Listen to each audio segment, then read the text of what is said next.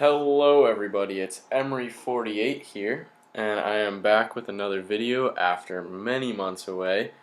There's going to be a video on that in the future, but for now, we're going over Star Wars Lost Tribe of the Sith The Collected Stories by John Jackson Miller. This is a 9-story book that we are only going to go over the first 6 stories right now, as that's all that happens in the timeline up to now. The first story is Precipice, which starts 5,000 years before the Battle of Yavin, or 5,000 BBY. The story starts off very confusing, as it was straight into the action, with no description of really what was happening or who the people were. There was some brief character development later in the story. By story's end, Yaru Corson, the captain of the ship Omen, which crash-landed on an alien planet during a journey bringing precious materials to aid the Sith cause in the war against the Jedi. He seems to be the main character and the one that you sort of follow more. Other than him, most of the characters are just there to show the lifestyle of the Sith. The Sith, as it seems, care more about taking someone else's job rather than maintaining their own. This is why Yaru, for me, was more likable. He was much more human-like in the sense that he wanted to keep his own job and he wasn't going to kill other people for the most part to move up in society. Sadow, the Sith leader, seems like most of the Sith leaders that we experience throughout Star Wars. Everyone in any sort of power knows getting found and rescued will most likely mean that Sadow will have them killed, especially Captain Corson. Precipice, which is named for Omen hanging off the precipice of a cliff after the crash landing, and for Devore. Devore is Yaru's stepbrother, who Yaru kills after a fight where Devore is attempting to take the captain's spot. Yaru kills his brother and lets him fall off the precipice. Sela, Devore's woman, as described by Yaru, is considered Yaru's only competition at story's end. Story 2 is Skyborn, also 5,000 years before the Battle of Yavin. This story starts off with Adari Vaal, who is going against the beliefs of her people. Her people believe in a thing called the Skyborn, which are essentially gods that built their land. Adari has gone against the beliefs with her studies of rocks, explaining how the continent was actually made.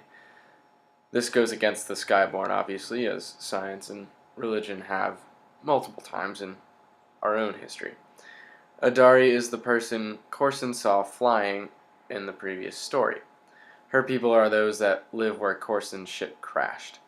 The Sith then enter, taking the Skyborn role, and the Neshtovar people do whatever the Sith need. The Sith begin mining for the materials needed to fix the ship with Adari as an aid. Then moves on to Story 3, which is Paragon, and 15 years later, in 4,985 BBY. The beginning of this story discusses how the Kashiri and the Sith seem to be working together. Although the Sith have been taking advantage of the Kashiri and their faith, it seems like all is well. Then Ravelin, one of the Sith, wants to get rid of the Kashiri. He kills a whole village of Kashiri to the south. Sela takes this opportunity and kills all of the Kashiri in any village Ravelin's supporters were sent to. Yaru Corson kills all of Ravelin's supporters.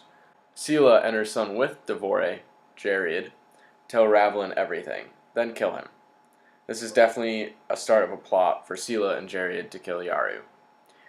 Sela also had all of Ravelin's children killed before they got past a couple of years old. The Kashiri, who have seemed alright with the Sith up to this point in the story, are also planning to kill or get rid of the Sith.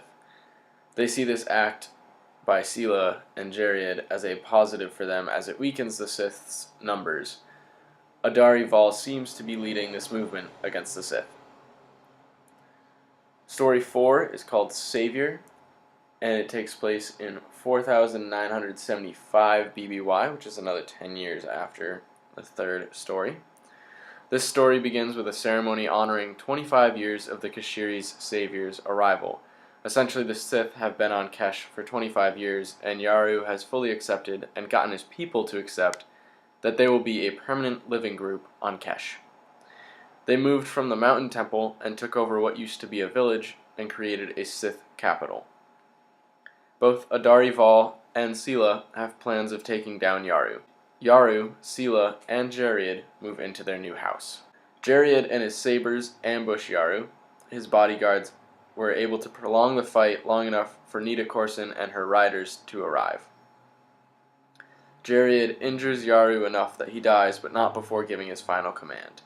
Nita kills Jariad by sending him off the same cliff Yaru had sent Devore years before. Gloyd, in his fight against Sela, injured her before his death, and Sela cannot walk. She is kept on the mountain barricaded at the former temple. Nita is now the Grand Lord of the Sith on Kesh.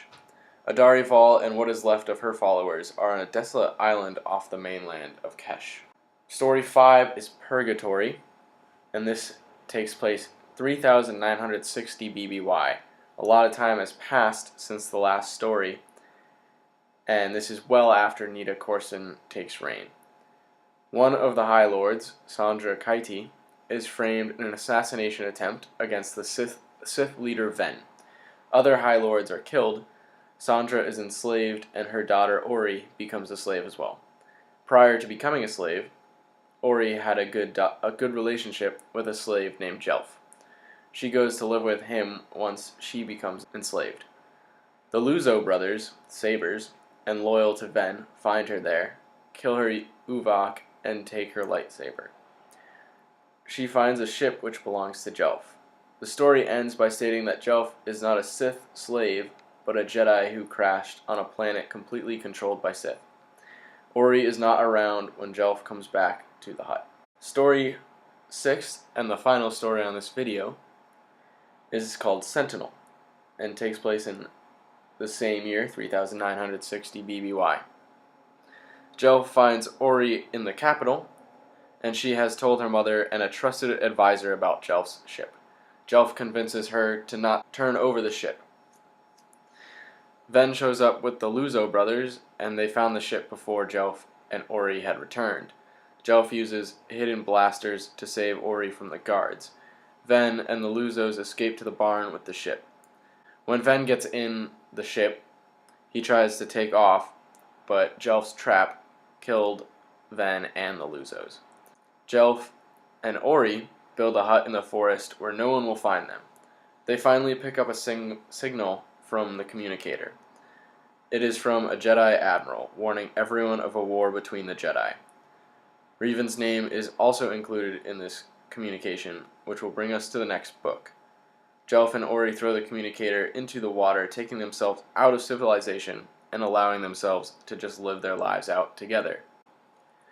After reading the 6 stories in Lost Tribe of the Sith, we get a little bit of a background into how the Sith live on a day-to-day life, and more of their background story, which we wouldn't have gotten in the first book, which was more focused on the Jedi.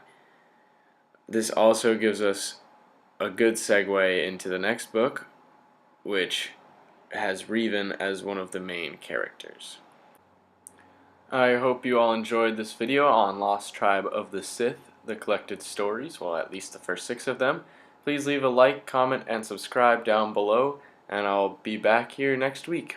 Same time, same place. And of course, may the Force be with you.